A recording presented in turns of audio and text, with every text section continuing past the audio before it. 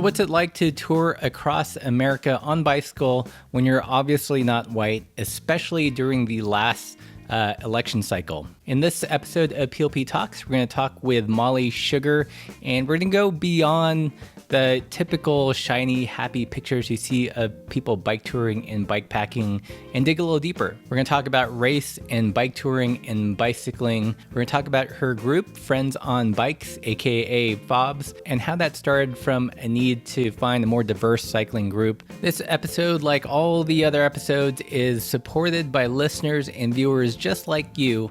So if you're interested in supporting the channel and supporting this show, be sure to check out the show notes or the description in the YouTube video below. And this episode is also supported by Whitefish Bike Retreat. Learn more about them at whitefishbikeretreat.com. It's truly a magical place that caters to bike packers, bike tourists, mountain bikers, and gravel cyclists. You can either camp outside on their property or stay in one of their private rooms or bunk rooms. The Whitefish Bike Retreat also has a full-on bike repair area, as well as a small shop that lets you rent and buy bike packing gear so you can try before you buy. And there's also an amazing network of single track on property that connects to the larger Whitefish single track network. So if you're passing through on your Great Divide journey, or if you're just looking for a bikey place to base camp, definitely check out the Whitefish Bike Retreat.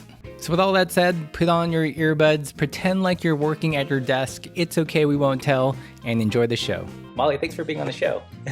Thank you for having me. Yay! Yay! So I thought like a real interesting way to start off this episode would be to just jump in and talk about this passage that you have in a zine that you have on the Friends on Bike webpage. And the vignette is titled Take Us Back. And in it, you describe the scene where you're bike touring, you're in rural Missouri, you and a friend or a couple. How many people were there? Were there two other people with you? Yes, two other people. Yeah, so you're sitting at this diner, and then someone comes up and he asks, how long did it take you to swim here from the Philippines? Right, yeah. And you guys responded, I think, pretty tactfully as well as you can for that situation, saying, you're not from the Philippines, that you were born in Seoul, South Korea, and your friend Erica is half Japanese. And the guy just kind of kept going on, and finally you asked him to leave. That's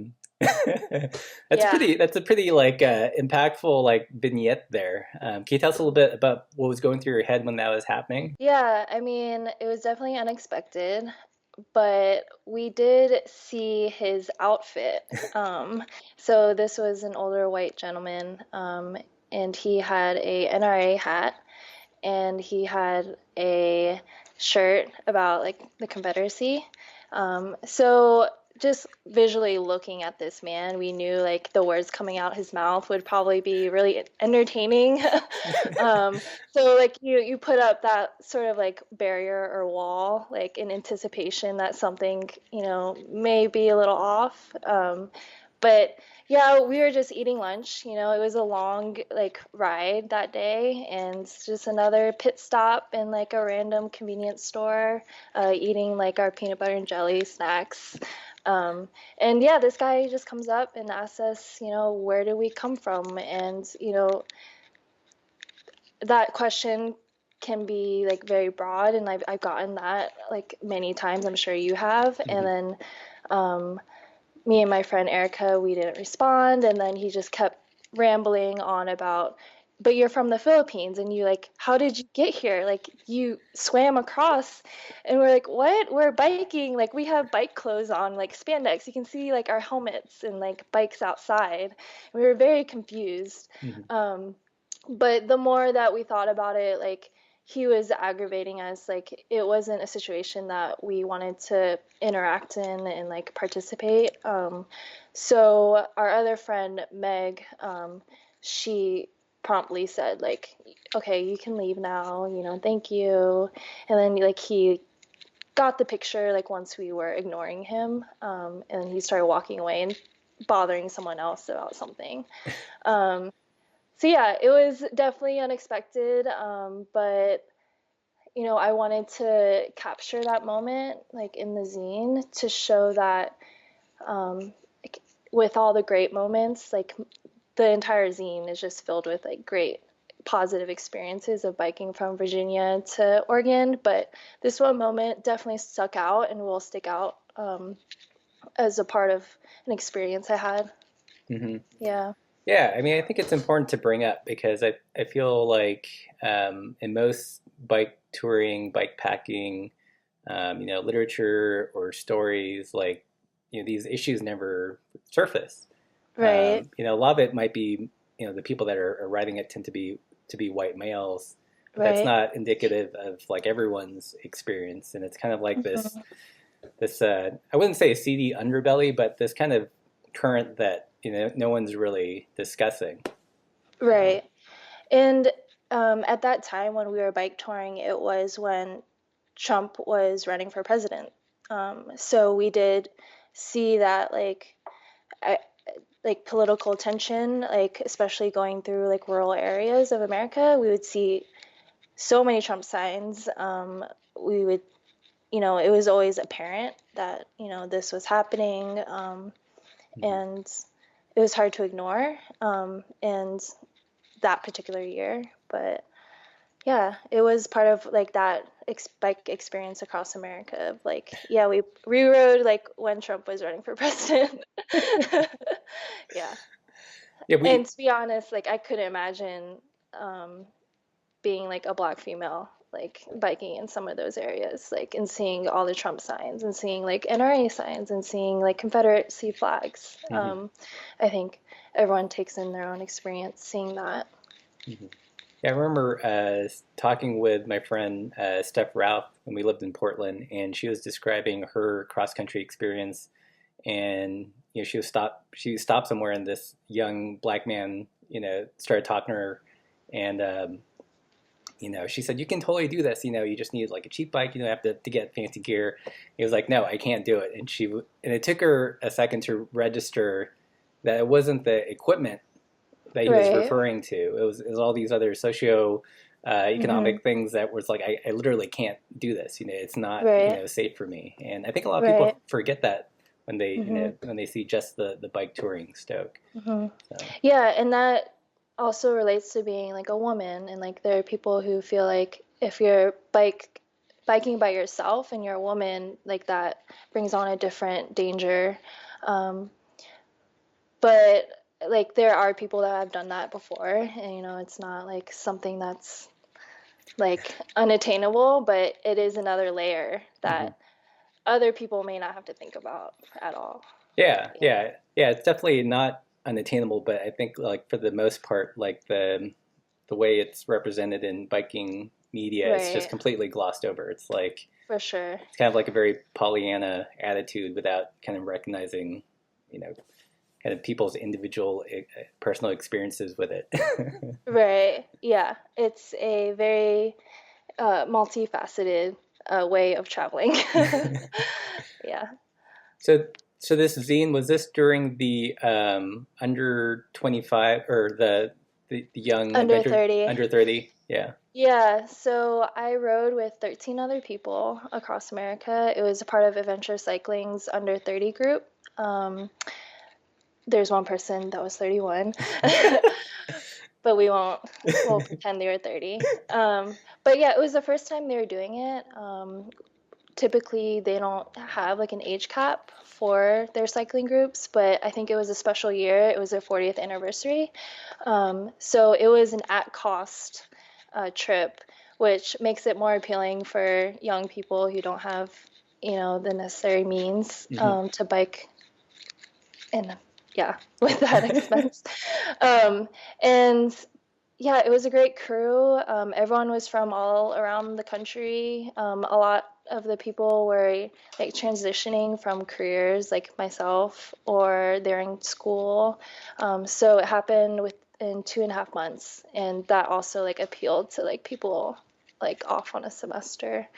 Hmm. And we had one tour leader, and one in the beginning, Whitney, actually, who you interviewed, Yeah. and she was there for the first few weeks, and she's kind of taught us the way of bike touring and like set Hmm. us off. So of all the people that went Were there many people that had gone touring before, or was this, a generally new experience for them? I would say 100% people did not know how to bike tour before. Really? Yeah. Yeah. Like there are people who bought their bike like probably within a month and was we're still building it up like right before the trip. Right. Um, which that's the appeal of this. Like I had biking experience, biking in New York, and I've gone on like one overnight, but I never went on like an extended tour. And then most of the people have never even done that. I think the appeal of adventure cycling is like you don't have to worry about the logistics, which is like such a huge aspect of bike camping. Hmm. And you're within like a group, so it's a little like safer in that Hmm. sense. Yeah. But we did, even though it was a large group, we rode in our own little pockets. Like some people woke up at like 4 a.m. Some people like me woke up at like 9. Hmm. And then we would set off and we would have meals together, group cook, and yeah, it was a great experience, and I'm glad that Adventure Cycling offered that, and I think they are offering that again for next year. Hmm. How did you hear about it, and how did other people in the group hear about it? I think I just Google searched um, bike touring across America, and since they created the Trans Am, they were first on that list, and I was looking to do it, just myself and my friend, but the logistics were just too complicated for me to do on my own. And he was like, "Yeah, I don't want to plan anything either." So he went along with my plan of joining a group. Right. Yeah. Um, yeah, and I was really inspired by Adventure Cycling's photos from the 70s. And since it was going to be their 40th anniversary, I was like, oh man, I can't believe there are like thousands of people that did this Hmm. in 76. And they all looked, I don't know, they just looked really happy and it just looked like a rad experience. Hmm. The Yeah. photos from Greg are just fantastic. I love looking at Greg's old photos, and I think what's funny is like when you look at those old photos, some of those the clothing and even some of the bike stuff is coming back into fashion. Short shorts and like the canvas. Yeah, Yeah. handlebar bags and It's very like very yeah, retro. Yeah. yeah. So what's your sense? I know that they did that to kind of attract younger cyclists to bike touring. Do you think younger people are interested in bike touring? I do. They sold out of that group, Okay. which typically doesn't happen, to my knowledge. And I think it was powerful for even solo cyclist groups to see our group, because there are other companies that do this, and the other companies and groups that we saw were typically older, and when they looked at our group, they're like, "Oh wow, like we usually don't see that many young people bike touring," and we're like, "Yeah, we're here." And I do think it's picking up, whether like via um, like adventure cycling offering these things, or like through social media, like people promoting bike touring more. And then even like within Oregon, like when I organize some rides or have like an event and ask people what they want to do, they're like, "Oh, I wanted to go bike camping. Like I've Hmm. never done that. That looks cool." And I think just seeing that, maybe just via social media or the internet, they're like, "Oh, wait, I didn't know that was a thing." Like, like I don't just have to commute to work. Like I can, have fun in other ways. Yeah. Yeah. Cool. Well, let's talk a little bit about a group that you helped start, Friends on Bikes. Can you just tell people that aren't familiar with it a little bit about it? Yeah, so Friends on Bikes is a cycling group here in Portland and also in Seattle. And our focus is to get more women of color, trans, femme, and non-binary folks to go biking, whether that is bike camping or just being involved in social rides. We want to facilitate community that promotes diversity. Hmm. And I think that is a result of, many of my experiences, whether it's like the Take Us Back experience or moving here from New York to Portland and realizing that there's not a lot of diversity here and wanting to see like that facilitated within the cycling community. That's how the idea of Friends on Bikes came about. Hmm. I started it with my friend Gerchel, who I met almost immediately after moving here. And she's Filipino, and we rode together, and we were like, oh wow, like we don't see a lot of people like us riding. Like, what's going on? And we knew there are people out there. It's not like we were the only ones. uh, so we wanted to meet those folks. Yeah, yeah. Yeah. It's definitely like I don't think many people have that kind of feeling of like displacement or not being like everyone else. I know, I grew up in Los Angeles, and looking back, like I didn't realize like how diverse my uh, Right. grade school was, or even to some extent my high school or college experience until we moved to Portland. And now living in Missoula, Portland Oh seems God. super diverse. So Where's your next stop? I don't know. I don't know if we can get any less diverse than here. But it's Yeah. yeah. But Yeah, you it, don't realize it it until it happens. yeah, it's strange because it's something that didn't seem important to me until I've gotten older. I think when I was younger, it was like cool. We're all in the same gang, whatever. But then now it's like I'm a little bit more sensitive to like uh, in some ways like how different or how awkward I just feel around certain groups because there's Mm, no one else that is not white. right. Yeah. Yeah. And I think that's sort of, it can be amplified in the cycling community because um, I don't know, cycling is pretty intimate. Like when you're in a group, like the rides that I typically go on, like you talk to people, like you Mhm. socialize and you hang out, and you sort of have to be on the same like cadence and wavelength, and it's like a group synergy, and it is important to feel like you're accepted and that um, you can see yourself with these other people.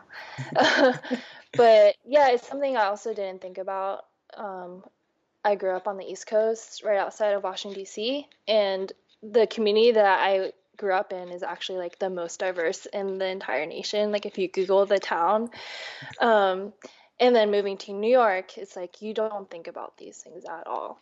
And I've had many conversations with friends in Portland that are like, yeah, I like grew up in a big city or I grew up on the East Coast and like we just never thought about these things. But, Mhm. like when it's not there, you do like start to look around and realize, oh, you're the only one in the coffee shop that's not white, and that can make you just like be more, you know, Mhm. aware of your surroundings. Yeah. So how did you first get into cycling?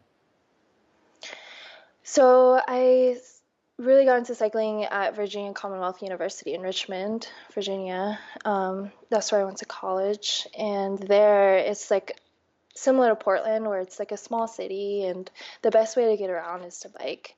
Also, my car broke down freshman year, so I didn't have money to buy a new car, and biking was just the best way to go from class to work.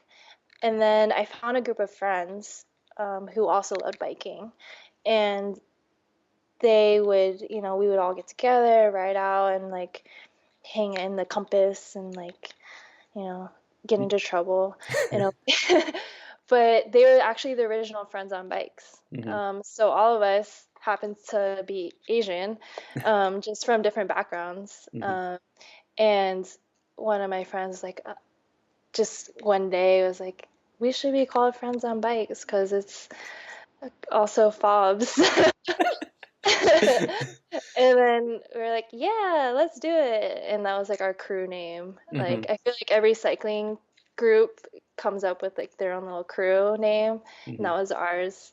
Um, and I still keep in touch with them, and we go on rides. They still live on the East Coast, but we go on rides, and we still call ourselves Friends on Bikes. Hmm. But I think having that community of like friends really helped me like love biking because Hmm. it just like made cycling such a fun experience. Yeah. So So, I don't know if I would have been here now without them. so if you Yeah. didn't have that group of friends that, were diverse and into biking, and your only experience to biking or bike touring was what you see in the media, do you think you'd be interested in it at all? Um, Probably not. I mean, I did move. It's sort of interesting. Like I did move to New York, and even though there's a lot of diversity within the small cycling community I was in, there wasn't. Hmm. And I was a little turned off in joining some groups. And um, I think also, again, like moving to Portland, I didn't see a lot of diversity in some of the cycling groups. And that's why I wanted to create my own. Hmm. Um, and yeah, I don't think it would have been as a fun experience if, I wasn't with the Hmm. friends I had in Virginia. Yeah. Yeah, that's straight. I mean, for me personally, it's like when I look at, the bike touring, bike packing Instagram now, like if I wasn't already into it and that's all I saw, I don't think it would make me interested because I would Right. just be, I think I'd respond, that's cool, but it's not for me. I don't see myself in there at all, you Yeah. know, so. Yeah, visibility is powerful. And um, not only like in your own town of like biking with friends who are diverse, also like on the internet, like nowadays, especially when like media has power. And yeah, I do think it's really important. And like we try to take a lot of photos on our rides and like post it on social media. And um, we have had people reach out to us from other cities and be like, oh, hey, like I wish this was here. And Mhm. um, it's like to be seen is like really powerful. Hmm. Yeah. Yeah. Yeah, it's strange how like that simple of an act can affect people. Because I know like when I'm Mhm. flipping through the feed, when it's sad when I see like a non-white person bike packing or bike touring. Like it makes Right. me like stop scrolling and like what's going on? Yeah, for sure. And that it's weird that that's my kind of like default like Hmm. reaction to it. Like all of a sudden Yeah. that's abnormal when yeah, I'm not white and I do it, but it's just a strange internal conflict. Yeah. Yeah, it is. I mean, and then once you do find that person who is like different, you're like, oh, I want to be friends with you. Let's go ride bikes. And like you try to like seek them out, um, which I think is another cool aspect of the internet is like if when you do find people, like you can connect and you don't feel as siloed or alone. Hmm. Yeah. Cool. Well, let's talk a little bit about the WTF Explorer Summit. Um, so I think we've spoken to a bunch of people about it. Like half the crew. Half the crew. So I guess what are you looking forward most to about it?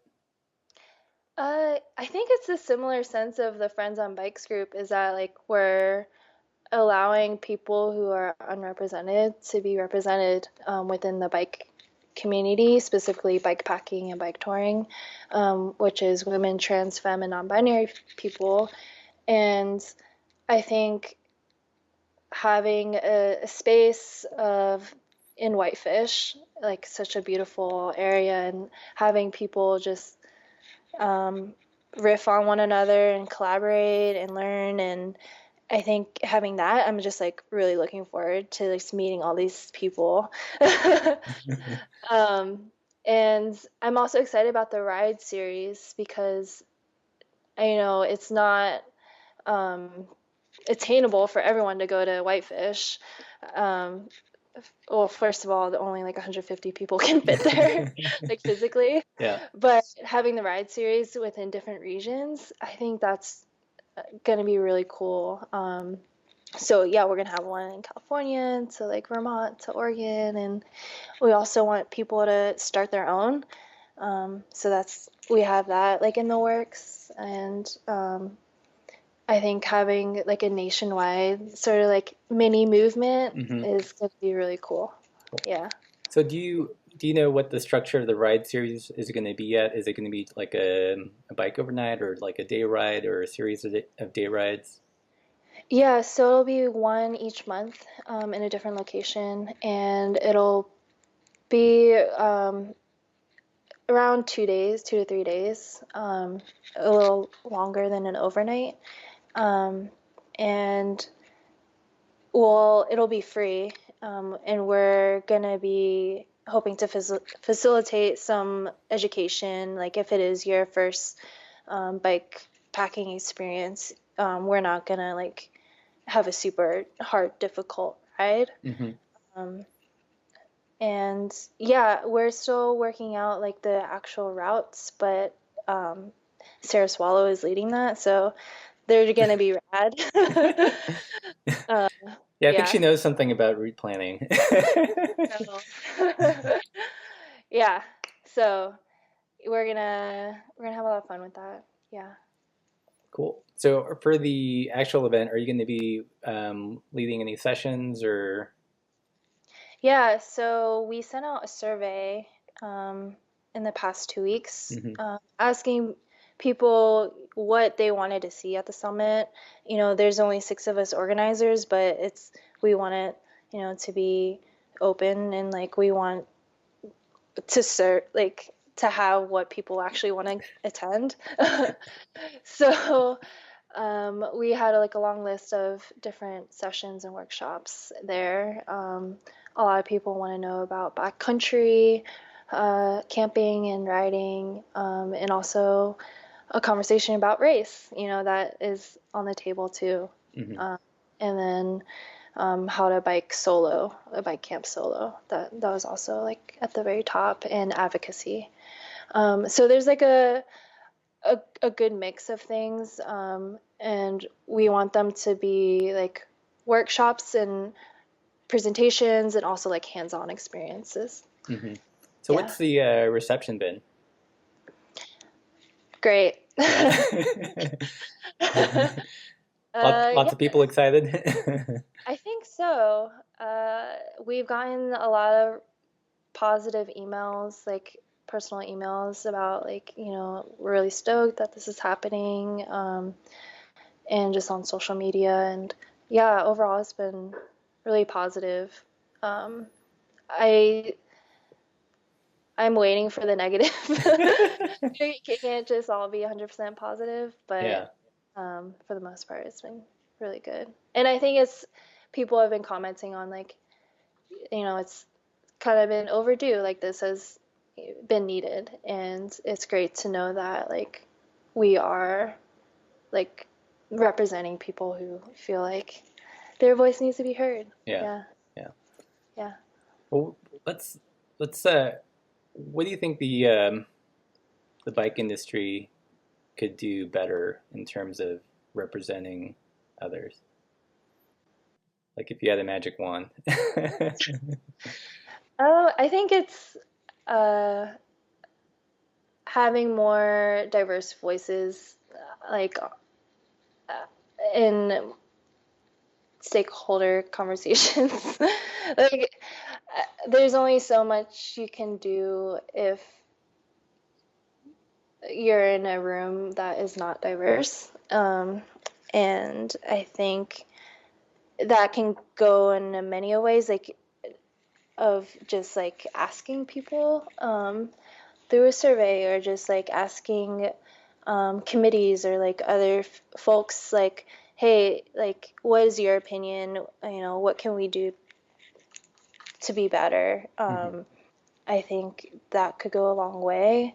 Um, it does seem like from the outside, like there's like a wall of like what happens like behind the scenes. So what's like, you know, presented to folks. So Hmm. um, breaking that wall down, I Hmm. think, is a great first step.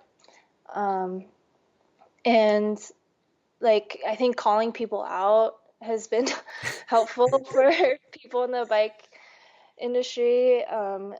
And like, I think we've seen this on social. Like, if someone posts something that's like clearly, what are you doing? Like, you have to speak up and say something. And then whether their response is, oh, you know, whether they make a response, that's up to the company, but it's at least like we're able to say something, Hmm. um, and call them out. Yeah. Yeah. Yeah, the Yeah. industry as a whole doesn't seem very good at I don't know, stakeholder interactions. But also, I've been thinking about this a lot, and part of it I think is related to kind of their sponsorship model. Mm, It's like they sponsor bike racers, or kind of like right. that's their main medium to kind of promote cycling. And if the bike racing world is largely like white men, then of Right. course there's not going to be room for anyone else. So it's Right. almost, I feel like, in some ways intimately tied to like this focus on racing. Right. And if you see only white males racing, then you feel like you can't do it, and then it's just like the cycle is broken Right. of like, yeah. Yeah. Yeah, I think that is a good point. Mhm. Um, If I, if they see like, okay, or dollars are best spent, supporting and promoting these, white male racers, and then they do well, and then they see some return from that. Um, but they're also missing out on the bigger chunk of the pie when they look beyond, just racing and all the different types of cycling, and all the different types of cyclists that they yeah, could engage. and I think that will have to shift, and because women make up more percentage of people who buy things. So, I mean, like data speaking, it would just make more sense for them to be more open to representing women. Hmm. Um, and I think, like with ambassadors, like you can have more like diverse representation. And I think there's some companies that have been trying to promote that, and I think that's really rad. Hmm. And if more companies did that, Yeah, it that's would be where I great. think like this, bike packing and bike touring, or that its renewed popularity could be a great gateway to having a more, like you said, Hmm. diverse ambassadors, or Hmm. just diverse people highlighted in the sport. Um, Right. you know, Yeah. I mean, it's very niche, but like we're a quirky bunch. and we take Well, good photos. yeah. Yeah.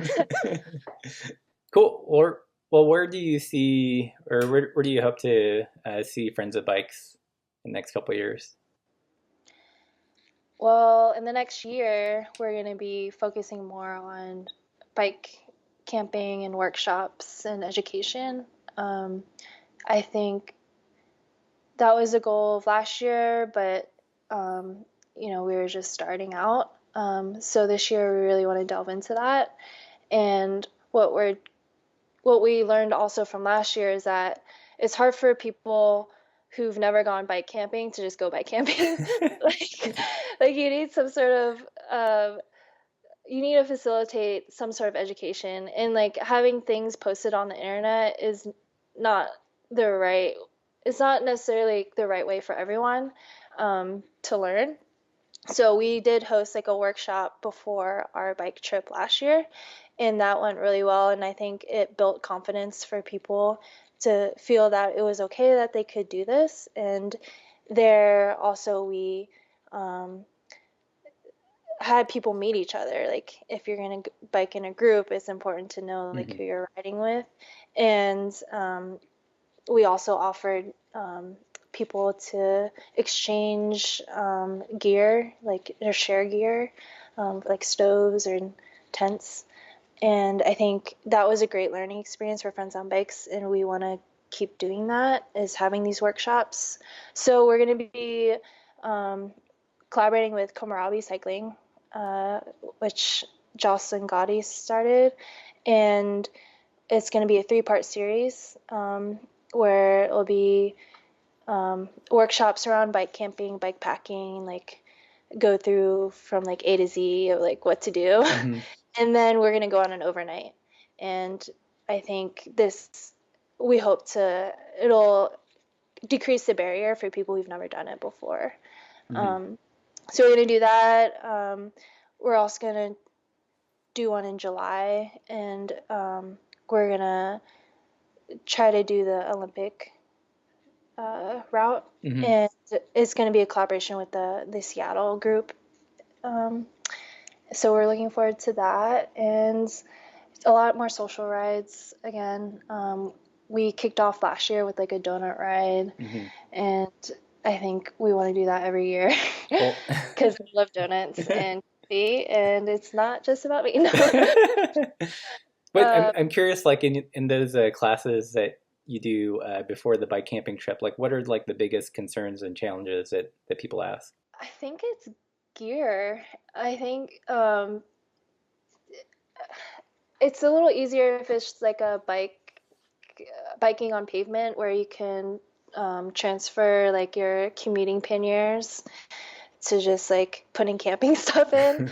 But bike packing, it's a little more complicated. Like you need very specific gear mm-hmm. in order to do it, and you need a very specific bike. Mm-hmm. And that's a huge barrier to mm-hmm. people who've never seen these things, and like they don't have the right bike. And I think just like wrapping your brain around like, oh, there is a difference between panniers and like a frame bag. Mm-hmm.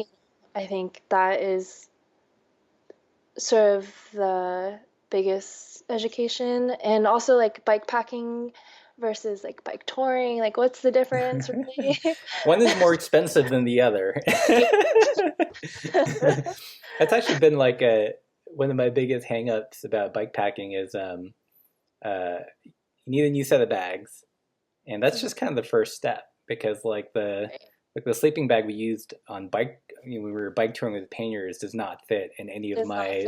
So it's like, holy crap! Now I have to spend more money on like an ultralight, ultra compact sleeping bag too, and yeah. So I can definitely like. I mean, we get some sponsored free stuff, and it's still like a barrier to us.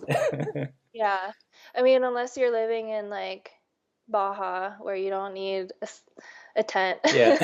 You can fit everything in, but for the rest of people, it is a big challenge. And like, then you have like 2 sets of things. Yeah. You have like a sleeping bag and a little sleeping bag. Yeah. Yeah. I think that might be an idea for a future video, is just kind of the cost breakdown.